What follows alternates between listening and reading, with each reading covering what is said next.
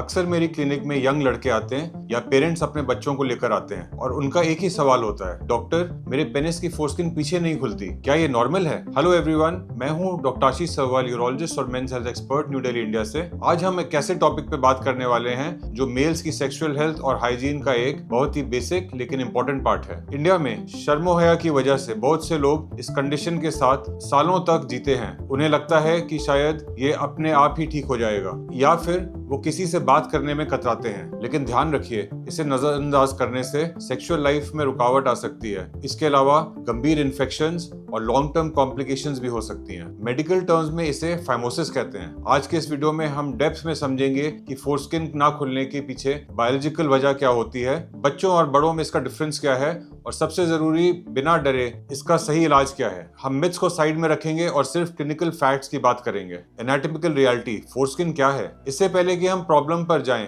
Anatomy को समझना जरूरी है। पेनिस के आगे के हिस्से को हम ग्लांस कहते हैं और जो स्किन इस ग्लांस को कवर करती है उसे फोरस्किन या प्रीप्यूस कहते हैं। बर्थ के वक्त लगभग हर बच्चे की फोरस्किन ग्लांस से जुड़ी होती है। इसे हम फिजियोलॉजिकल फाइमोसिस कहते हैं। जैसे जैसे बच्चा बड़ा होता है, बॉडी में नेचुरल सेपरेशंस होती हैं और 5 से 10 साल की उम्र में अक्सर फोरस्किन अपने आप पीछे हो जाती है। लेकिन अगर एक एडल्ट मेल में फोरस्किन पीछे नहीं जा रही या दर्द हो रहा है तो वो पैथोलॉजिकल कंडीशन है जिसे एड्रेस करना जरूरी है। फाइमोसिस तब होता है जब फोरस्किन का मुंह यानी ओपनिंग इतनी टाइट हो जाती है कि ग्लांस के पीछे नहीं जाती। इसके कई स्टेजेस होते हैं। कुछ लोगों में स्किन थोड़ी पीछे जाती है लेकिन पूरी पीछे नहीं जाती, जबकि कुछ लोगों में इतना टाइट फोरस्किन होती है कि बिल्कुल पिन होल हो जाता है और यूरिन निकलने में भी प्रॉब्लम होती है। फाइमोसिस के मेन कॉजेस क्या क्या होते हैं? पहला, रिपीटेड इन्फेक्शंस। अगर ग्लांस या फोरस्किन में बार बार इन्फेक्शन हो रहा हो तो वहां की स्किन सख्त हो जाती है, स्कार बन जाता है और उस स्कार टिश्यू की वजह से इलास्टिसिटी खत्म हो जाती है जिससे फोरस्किन टाइट हो जाती है। ये अक्सर डायबिटिक पेशेंट्स में देखा जाता है। दूसरा,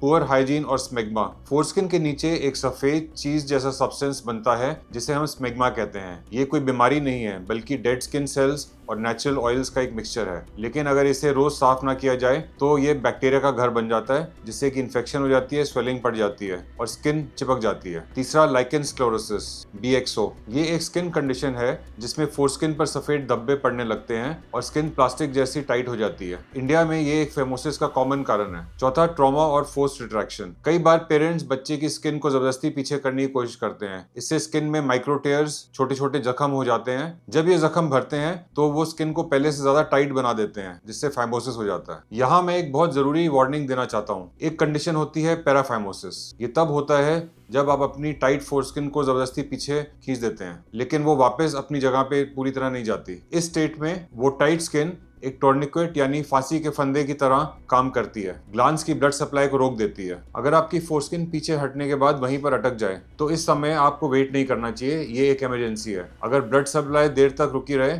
तो टिश्यू डेथ या गैंग्रीन भी हो सकता है। तुरंत अपने नियरेस्ट यूरोलॉजिस्ट के पास भागिए। इसके सिम्टम्स क्या होते हैं? आपको कैसे पता चलेगा कि प्रॉब्लम सीरियस है? फाइमोसिस सिर्फ स्किन का ना खुलना नहीं होता, इसके साथ कुछ और भी निशानियां होती हैं। Ballooning of urine. जब आप यूरिन करते हैं तो फोरस्किन गुब्बारे की तरह फूल जाता है क्योंकि यूरिन सीधा बाहर निकलने की जगह स्किन के नीचे ही जमा हो जाता है। Painful erections. जब पेनिस इरेक्ट होता है तो स्किन टाइट होती है तो वो ग्लांस पर प्रेशर डालती है तो ये काफी पेनफुल हो सकता है। Recurrent UTIs. यूरिन जमा रहने की वजह से यूरिन ट्रैक्ट इन्फेक्शंस का भी खतरा होता है। बैड ओडर, मतलब गंदी बदबू आती है। प्रॉपर सफाई ना होने की वजह से हमेशा गंदी बदबू आती रहती है जो सेक्सुअल कॉन्फिडेंस को भी गिरा देती है। इस प्रॉब्लम का डायग्नोसिस कैसे करते हैं? क्लिनिक में हम क्या करते हैं? जब आप मेरे पास आते हैं तो हम सबसे पहले तो फिजिकल एग्जामिनेशन करते हैं। हम देखते हैं कि क्या स्किन सिर्फ चिपकी हुई है, कोई एडिशंस हैं या कोई स्कारिंग है, क्या वहां कोई एक्टिव फंगल या बैक्टीरियल इन्फेक्शन है। ज्यादातर किसी स्कैन या ब्लड टेस्ट की जरूरत नहीं पड़ती। डायग्नोसिस सिर्फ देखकर ही और टच करके ही समझ आ जाता है। और इस प्रॉब्लम के ट्रीटमेंट्स क्या हैं? बिना डर के इलाज समझिए। बहुत से लोग सोचते हैं सर्जरी ही इसका एक रास्ता है। ऐसा नहीं है। इलाज फाइमोसिस की सिवियरिटी पे डिपेंड करता है। पहला, नॉन सर्जिकल, बिना सर्जरी के हम कैसे ट्रीट करते हैं। अगर फाइमोसिस शुरुआत की स्टेज में है और स्किन बिल्कुल सख्त नहीं हुई तो हम स्टेरॉइड ऑइंटमेंट देके भी इसका ट्रीटमेंट कर सकते हैं। ये क्रीम स्किन को पतला करती है और इलास्टिक बनाती है। इसके साथ हम कुछ जेंटल स्ट्रेचिंग एक्सरसाइजेस भी बताते हैं। लेकिन ध्यान रखिए, ये डॉक्टर की एडवाइस के बिना ना करें और कभी भी जबरदस्ती स्ट्रेचिंग ना करें। इसके अलावा इन्फेक्शन कंट्रोल भी हम करते हैं। अगर सूजन है, कोई इन्फेक्शन लग रही है तो हम एंटीबायोटिक्स, एंटी फंगल क्रीम्स और एंटीबायोटिक टैबलेट्स भी देते हैं। कई बार इन्फेक्शन खत्म होते ही स्किन की सूजन भी कम हो जाती है और साथ में स्किन भी ठीक से खुलने लगती है, तो बिना सर्जरी के ही फाइमोसिस ट्रीट हो जाता है। इसके अलावा सर्कमसिजन जो गोल्ड स्टैंडर्ड है, अगर क्रीम्स काम नहीं कर रही, एंटीबायोटिक्स काम नहीं कर रही, स्कार टिश्यू बहुत ज्यादा है, तो फिर एक ही इलाज है सर्कमसिजन, ZSR स्टेपलर सर्कमसिजन। ये आजकल की सबसे एडवांस टेक्नोलॉजी है। इसमें कोई स्टिचेस नहीं आते, एक स्पेशल स्टेपलर होता है जिसको यूज करते ही स्किन को कट करना होता है और स्किन को कट करते ही वहां पे सिलिकॉन रिंग्स लग जाती हैं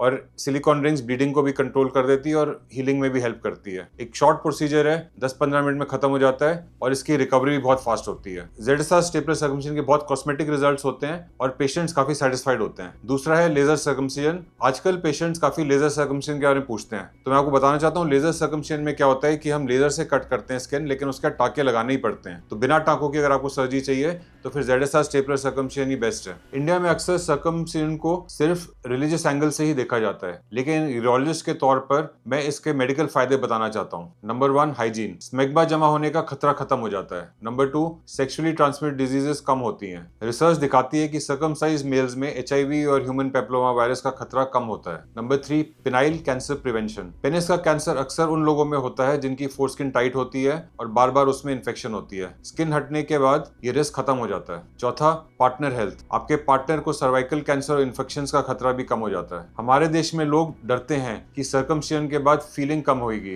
या सेक्सुअल प्रेशर खत्म हो जाएगा, लेकिन रियलिटी क्या है? सेक्सुअल सेंसिटिविटी ग्लैंड्स के नर्व्स एंडिंग्स पे आती है, फोरस्किन से नहीं आती। सर्कमसिजन के बाद प्लेजर में कोई कमी नहीं होती, बल्कि इन्फेक्शन और दर्द खत्म होने की वजह से सेक्सुअल लाइफ बेटर हो जाती है। अक्सर पेरेंट्स बच्चों की प्रॉब्लम को टालते रहते हैं। याद रखिए, 10-12 साल तक अगर स्किन नहीं खुलती तो वो अपने आप नहीं खुलेगी। सही वक्त पे डॉक्टर से मिलने से बच्चों के फ्यूचर में कॉम्प्लिकेशंस भी कम होती हैं और सर्जरी भी प्रिवेंट हो सकती है। पोस्ट सर्जरी केयर, क्या करें क्या ना करें? अगर आप सर्जरी कराते हैं तो रिकवरी बहुत सिंपल है। सर्जरी के बाद 2-3 दिन का आराम काफी है। प्रिकॉशंस के लिए प्लीज ढीले कपड़े पहनिए, लुंगी पहनिए ताकि फ्रिक्शन ना हो। याद रखें, कम से कम 4 से 6 हफ्ते तक आप किसी तरह की सेक्सुअल एक्टिविटी या मैस्टरबेशन ना करिए। चाहे स्टिचेस हों चाहे स्टेपल्स हों, दोनों को ठीक होने में टाइम लगता है। साथ में डॉक्टर की बताई हुई ड्रेसिंग का तरीका और एंटीबायोटिक्स, दवाइयां सब प्रॉपर्ली लीजिए। एक स्पेशल केस भी होता है, डायबिटिक पेशेंट्स में फोरस्किन की समस्या। अगर आपको सडन फाइमोसिस हो रहा है, यानी पहले स्किन खुलती थी पर अब नहीं, तो तुरंत अपनी ब्लड शुगर चेक करें। डायबिटीज में यूरिन में शुगर की मात्रा बढ़ जाती है। जब ये शुगर रिच यूरिन फोरस्किन के नीचे जमा होता है